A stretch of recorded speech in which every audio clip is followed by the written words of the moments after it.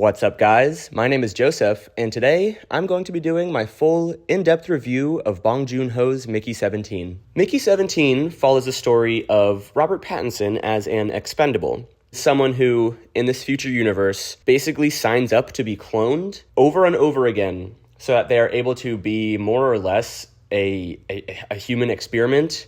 You know, they can test diseases on them, they can test medicines on them, they can give them insanely difficult and dangerous jobs that they don't have to worry if they die or not because they'll just be reprinted. And that's basically the plot, is we see Robert Pattinson dealing with this, and then the crux, or like the catalyst of the movie is basically when like an error happens where people think Mickey-17 has died, but he hasn't. So they print Mickey-18, Mickey-17 comes back, and there's this whole issue with duplicates, which I'll get into in the spoiler section, but basically duplicates are bad, and that's what causes like the main drama of the film, aside from like, I guess, the overarching like human colony narrative. Real quick, please be sure to like, comment, and subscribe, but for now, let's just go ahead and hop right into the non-spoiler section. Okay, non-spoilers. So, is this movie worth seeing? Yes, absolutely. This is a very good movie. There's a lot to like. It's very funny. There's a lot of messaging and themes. A lot of the characterizations are very enjoyable. I really thought Robert Pattinson did an awesome job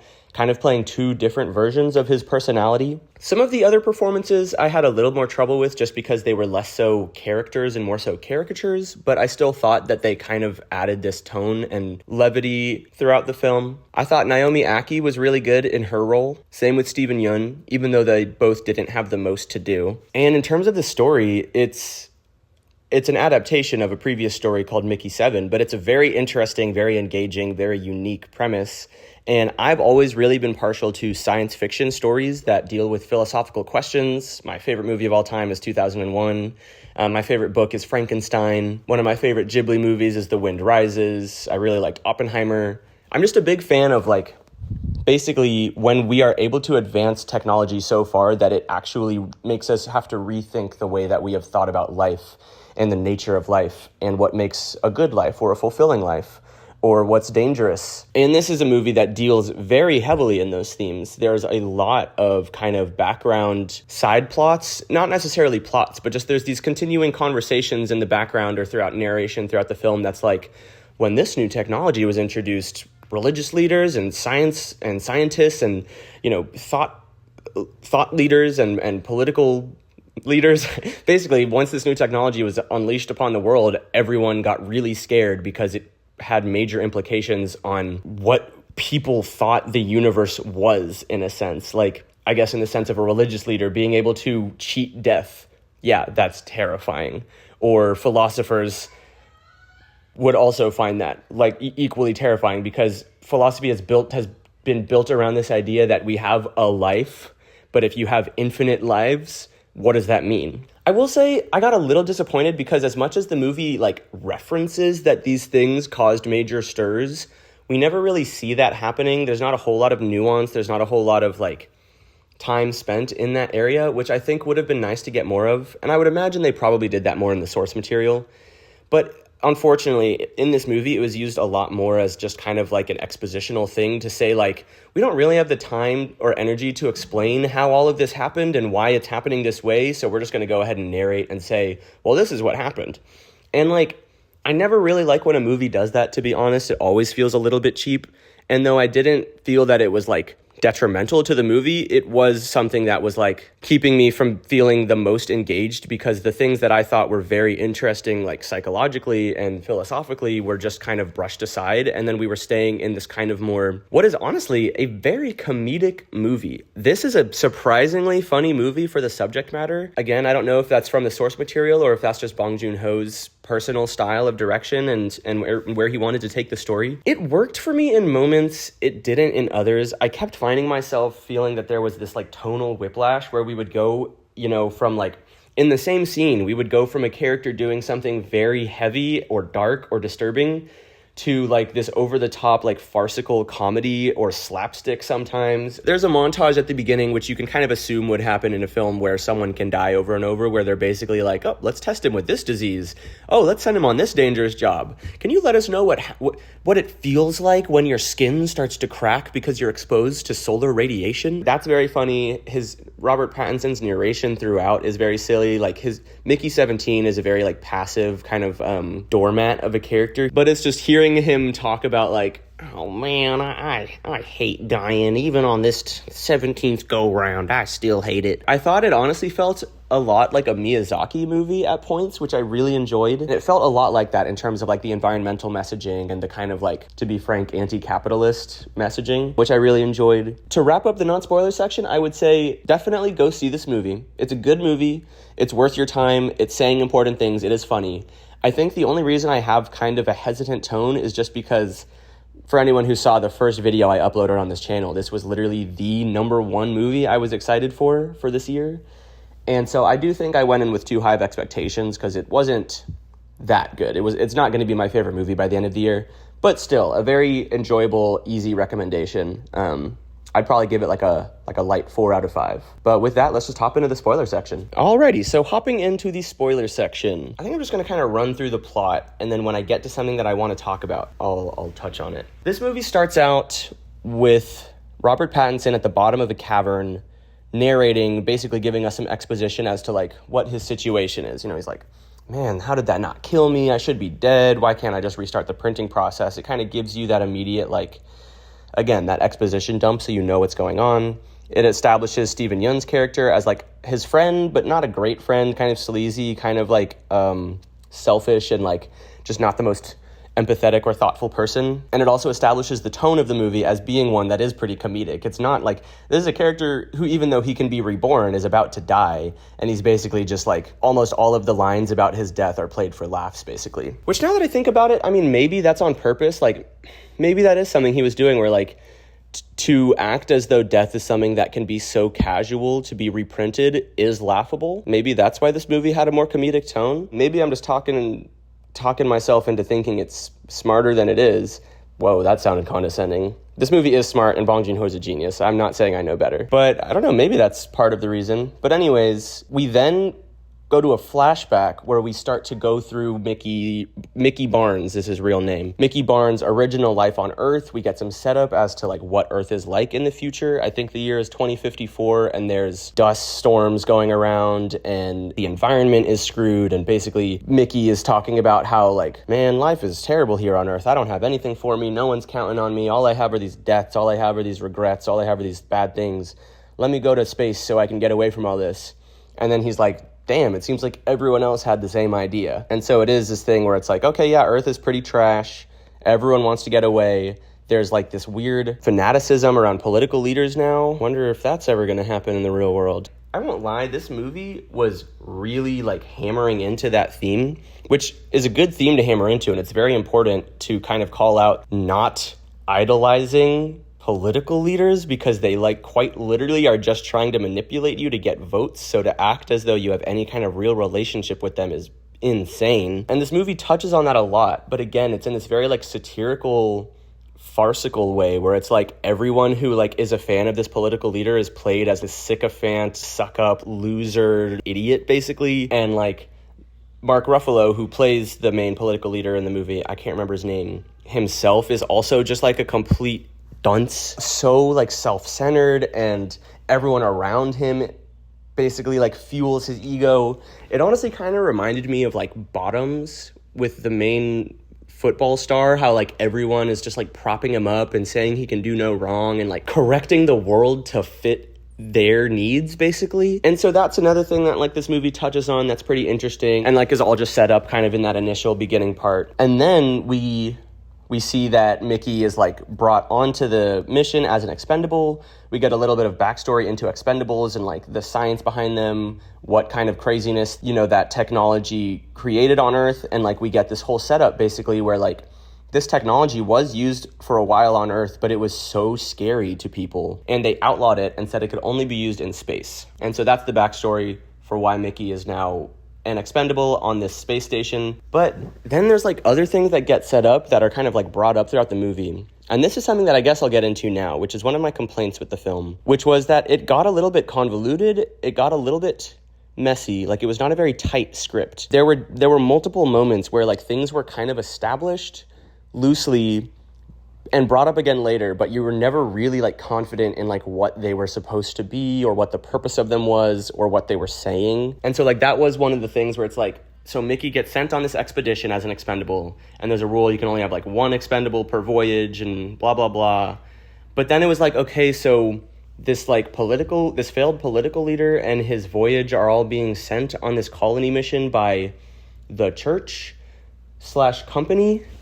Why? Like, he's a failed political leader, and there's like this whole thing with like this committee that's like trying to be like checks and balances, and I was like never sure if the committee was supposed to be a good thing or a bad thing. Like, I wasn't sure if the committee was like supposed to be some commentary on like bureaucracy and just like wasting time trying to figure things out, or if it was actually supposed to be like, no, the committee's a good thing. It's like this church company, which again, like I said, this movie's very on the nose, and it was like Toni Collette's character like throughout the movie would say something about blah, blah, blah, blah, blah, the church, and Mark Ruffalo would go, ah, yes, the company, every time, where it's like, okay, I get it. You're saying there's not like a separation between like, you know, the motivations of like the church and like capitalism, or basically just having some critique on like the way that the Western institutions are all disgustingly intertwined, which again is something that like, I agree, that's gross. I agree with the politics of the movie, but it was just like, I don't know. I was like, I would have really thought that it would have done it in a more clever way. It got a little bit like, it wasn't fun to like laugh along with because it was such low-hanging fruit a lot of the time. Anyways, let me get back into like kind of going through the story. From here, Mickey, we kind of get like that montage where it's like, well, Mickey's 7, 8, and 9 died from blah, blah, blah, and Mickey's 11 through 12 helped find the vaccine for this dangerous pathogen on this new world. That's one of the funnier scenes where it's like, it establishes his new life on the ship. It establishes like how everyone is really into this political leader, Mark Ruffalo's character, Kenneth Marshall. It sets up how like a lot of people on the ship are like pro Kenneth Marshall, which was another thing. Like, people were trying to get on this voyage specifically because they liked him and wanted to like be led by him. And again, that's just something that was never really like that touched on. It was just like, it's just an element of the film that like then is like played for jokes throughout as we see people who are just like complete suck-ups. But it establishes his meet cute with Naomi Aki's character, Nasha, and kind of establishes their like rapport. They have a pretty cute relationship. There's like a funny gag where they're like trying to come up with sex positions together. That's pretty good. But it also establishes that they do genuinely love each other and that this is a pretty wholesome relationship. It kind of sets up Mickey's personality more as we see what kind of person he is to like put himself through this and how he thinks about his role in all of this. And he seems to just be very like complacent because, I mean, he left Earth because he didn't have a life on Earth anymore. So I guess he's just like, this is all I have, which again, like maybe that's some commentary for like the direction the world is seemingly heading in now, where a lot of people are starting to feel like there isn't a space for them and they almost just have to kind of like fill into a role that's like available to them, even if it's not what they really want. So that is another thing that like, again, like this movie has messaging that's very interesting, but it doesn't really focus on it. But then anyways, we get back to that initial scene where he's like stuck in the frozen cavern and he's like thinks he's about to die. But then we see these creatures, which they call creepers. And these things are like the most Miyazaki things I've ever seen in a live action movie. They are quite literally just ohms from Nausicaa of the Valley of the Wind. If I ever got to meet Bong Joon Ho, that's like the first question I'd ask probably is like, did you just straight up like, not rip that from the movie, because they're not the exact same, but it's like, was that a major inspiration for these creepers? But basically, as in any Miyazaki movie, the creatures are not evil and stupid and ignorant. They are very wise, they are very worldly, they're knowledgeable, and they're important. But they actually save him rather than eating him and send him back to his ship, basically, which is what starts like the whole issue where Steven Yeun told everyone back at base that Mickey was going to die, so they reprinted him. But he makes it back, gets all the way to bed, lays down, and then other Mickey sits up, and they start to freak out. And that's really when the movie like really truly picks up. Pretty quickly, we actually start getting some interesting philosophical questions about which one is the real Mickey.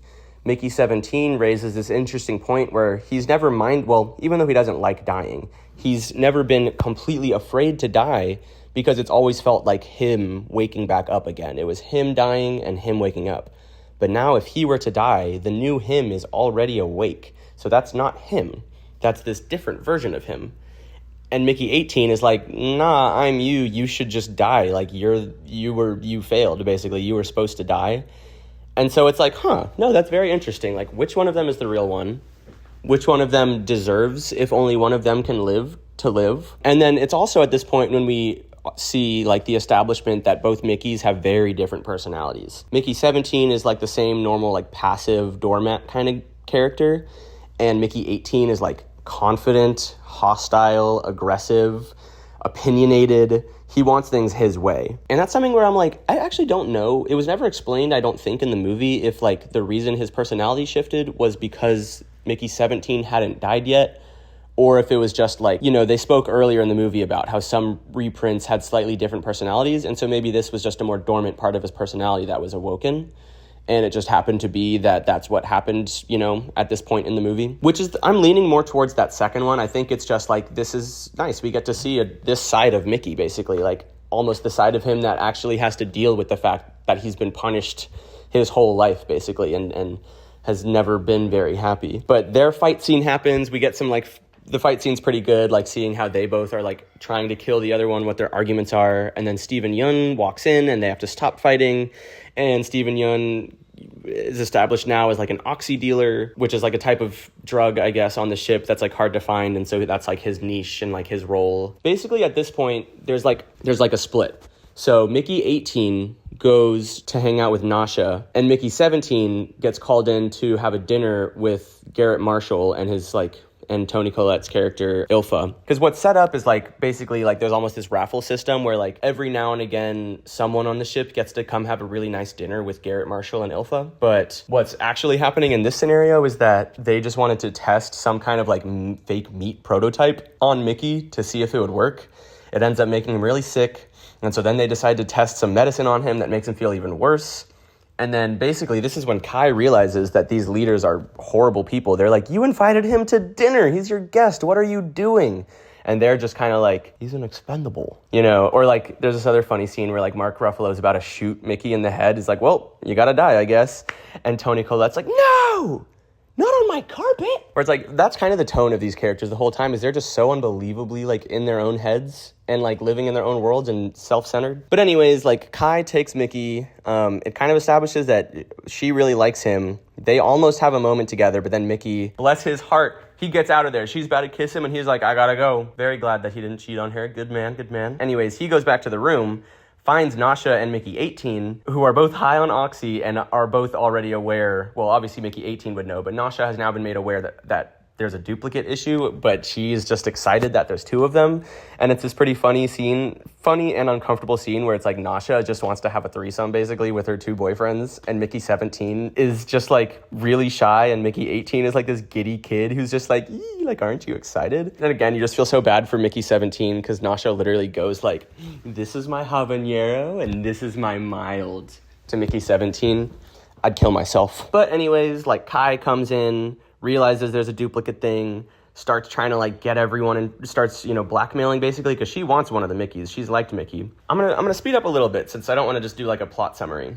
Basically, shit hits the fan. It's found out that there's a duplicate problem, which is like this big thing. They jump into this backstory where like back on Earth, there was like the one time duplicates had ever been made. It was like this one psychopath who basically made duplicates so that he could commit crimes, but also have an alibi, which, yeah, pretty scary. Good reason to ban that kind of technology. But it's also like, that's clearly not what's happening here. So like the fact that everyone is so stringent on like keeping that very strict rule, you know, it is a little bit silly. And also it feels a little bit critical of like either organized religion or perhaps even like government, where it's like they a lot of times don't necessarily respect nuance. They kind of just want like, nope, you did the thing that isn't written that you cannot do, and therefore we're not even going to look at this anymore. You're just done. You're done. You're bad. You're going to hell or you're going to jail. Whereas a lot of the times, if you were actually to step back and look at why someone was doing this or why something happened, there's a lot more that goes into it, and a lot more that is outside of their own power, and a lot of times just has to do with the way that things worked or happened to work out. But as things goes on,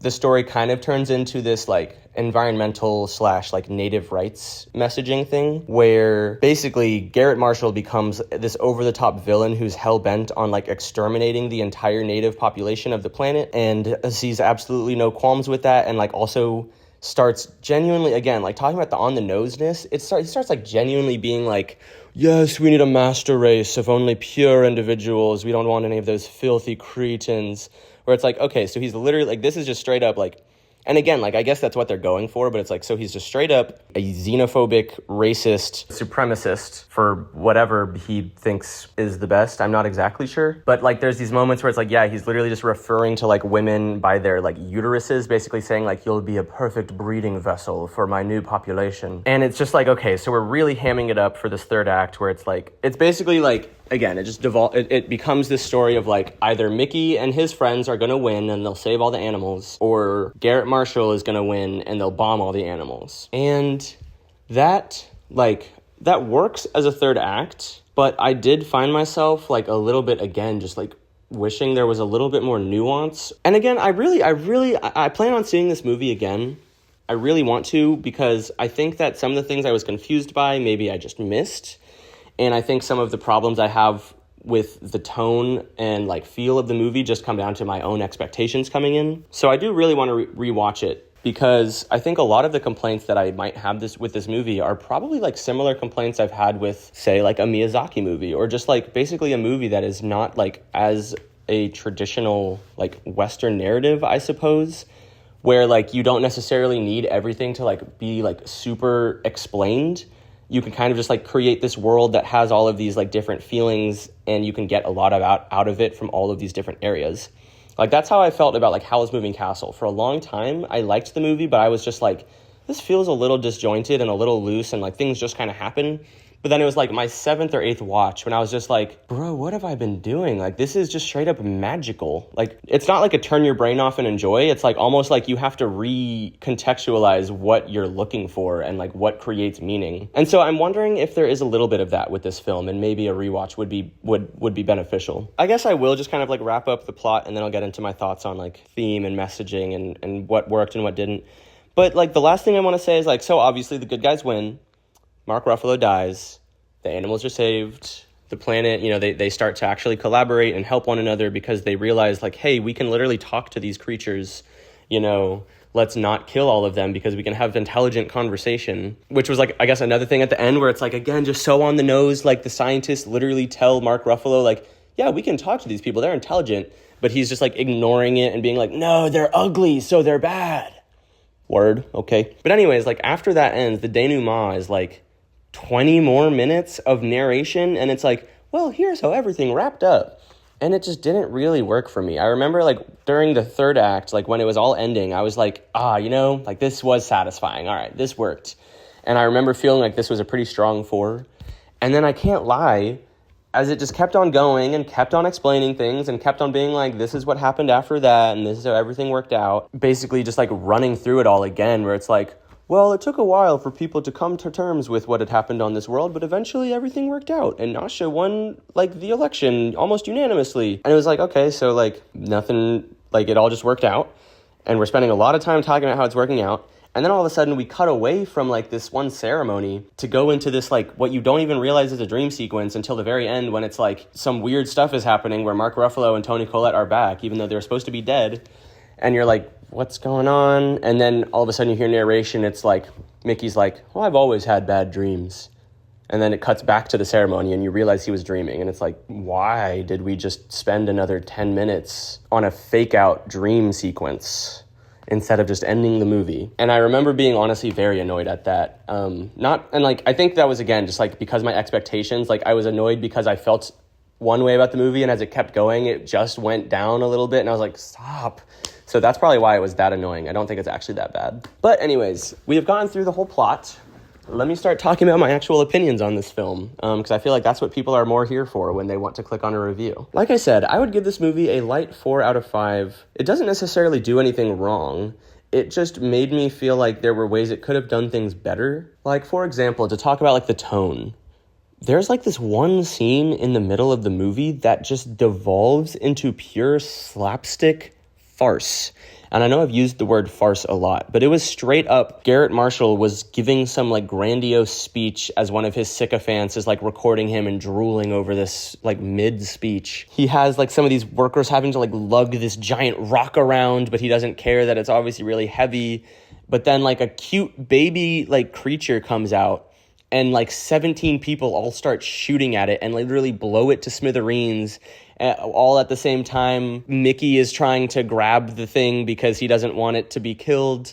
And Mickey-17 is trying to shoot Garrett Marshall because he hates him. And Naomi is trying to stop him from shooting him. And people are falling over chairs. And steam is coming out of the ceiling. And people are slipping on banana peels. Not literally. But like, it was just like, okay, like I was just sitting there like kind of in awe, like eyes wide, like, oh, like this is what we're doing. Like this is just like full slapstick. And like, I don't know, like it just didn't work for me that well. Again, like maybe that's my expectations talking, but I was just like, you should feel like there's stakes right now. And I just distinctly remember thinking like, I'm not worried for any of the characters right now. Like, despite knowing that there's a duplicate crisis that's supposed to like be immediate permanent termination, and despite like it was just like playing these moments for jokes. It wasn't marvel-y because it wasn't self-referential. It wasn't being like, oh look, this was awkward. It just was being super over the top. I guess Bong Joon Ho is just like a funny, goofy guy. Like he's just a silly little goofball who likes like slapstick and stuff like this. And I guess I just didn't know that about him. To be frank, I guess I've only seen Parasite and Snowpiercer, which are certainly way more serious than this one, I would say. I mean, they both have their moments, I guess, but they're, for the large part, very grounded and very, like, they're just darker, I suppose, than this one is. And I remember just being really excited to have a dark sci-fi philosophical movie by Bong Joon Ho, and when it was a more, like, lighthearted, comedic sci-fi movie, it was just harder to get into. And then, I guess, in terms of, like, the structuring of the movie, I also had some issues with that where, like I said, there were just a lot of elements that were just kind of put out there but weren't necessarily explained the best. Like at the very end of the movie, there's this like full-on Deus Ex Machina moment where some characters who I genuinely don't remember ever having lines before this moment all of a sudden are like secret agents, or I don't know if they're secret agents who revealed their affiliation or if they were actually just performing their normal job duties, but they had the authority to decide when they could overrule their ruler. Because basically they start looking at everything that Garrett Marshall and Ilfa are doing and like the abuse they're giving to their workers and to the animals and like how just egregiously dangerous they are as leaders. And they basically just decide to stage a coup and be like, yeah, we've seen everything you've done today. The committee's not going to like this. But I genuinely was like, so did the committee send them thinking that this might happen? Do they do this on every voyage? Did they just, like, it was never explained. And, like, they're also, like, these people are, like, they're also not fully acting within their own, like, volition because they're also, like, still kind of strict on Nasha in terms of, like, her behavior as well. Like, anyways, that was just one of the moments where I'm like, okay, like, where did that come from and why? And, like, everything's gonna be fine, I guess, but it just came out of nowhere. And then I also, like, just the whole setup of Garrett Marshall as the leader of this expedition in the first place, like, I wasn't exactly sure, like, Church Company, is that supposed to be like the fucking Virginia Company? Is this literally, oh my god, duh. This whole thing is literally just Christopher Columbus. Or like, not the whole thing, because the Mickey-17 or the cloning thing is obviously different, but like the backdrop of, I guess I knew that, but I didn't realize like how on the nose it was until I just realized Church Company, and like, it was the church and a company for the first time kind of joining hands that gave Columbus the power to sail the ocean blue in 1492. Okay, so I guess... But then it's like, again, it's like, okay, so I get that you're making that metaphor. What are you saying about it other than bad? Which, yes, bad, but like, okay, so good job, I guess. It was bad, and yes, it was bad. Let's get back to the jokes, I guess, is what you're more interested in, though.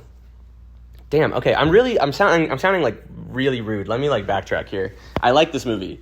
Again, I think, this tone is fully because I had different expectations.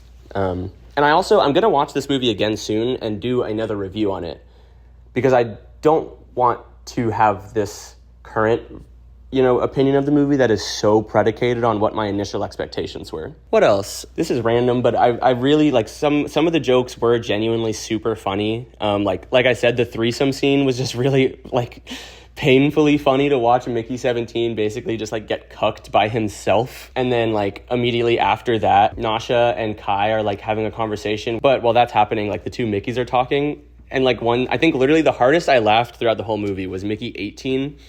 So like dude bro, just like talking to Mickey-17. He's like, hey yo bro, so like what's up with you and Kai, dude? And like you just dropped that. Like all you've really heard so far throughout this movie is Mickey-17 being like, no, you know, like, and then like to just hear this like completely different voice drop that line on him, like that got me really good. Ilfa's, you know, affinity for sauce, that was kind of funny. It felt really quirky and random. It was like, you know, her line about sauce being the litmus test for society, and then continuing to like harp on the importance of sauce and like cutting off the animal's tail so she can turn it into a sauce. Where it's just like, well, I guess I started off saying it was funny, but then I was about to dive into why it was weird. It was funny, and I'll just leave it there. It was funny. And then honestly, just like a lot of the side conversations, I don't remember specifically, but like side characters would be very vocal throughout this movie. Like people that were kind of off screen or smaller roles would like be saying something that you could hear audibly in the background that would make you laugh a lot. Like there was this one argument between like a driver and like someone who was trying to like not get them to come into his garage, and they were arguing, and that was good. And then Steven Yeun's character, pretty much anytime he was on screen, was really funny. He like almost was acting in like a completely different movie, it seemed. He just didn't like hit the same tones, not in a bad way, but it was like he was just like a completely different kind of character. And I really liked the one scene where like he's talking about how the debt collector or whoever managed to get someone on this ship with them to track them to the ends of the earth. And Steven Yeun's delivery in that scene, just his like exasperated, like desperate, like almost like laughing because he can't even believe it, like delivery was really, really good. But yeah, I feel like that is pretty much mostly everything I felt about this movie, at least on a first watch. I really liked Naomi Aki's kind of speech at the end where she just got to like yell at Garrett with her full force and full voice and just call him an idiot. And even though you know it was never going to reach him, it was cathartic. And, you know, maybe you hope that someone in our real world would maybe get a message like that sometime, maybe. But yeah, with that, I think I'm going to go ahead and call it there. Stay tuned for a Mickey-17 kind of like re-review probably sometime next week. I'm going to try to really get that Clerks Micro Budget Mondays video I've been talking about for a long time up this Monday, and a couple of other movie reviews coming out soon. But yeah, thank you guys so much for watching. Again, please be sure to like, comment, and subscribe, and I'll see you guys in the next one. Bye-bye.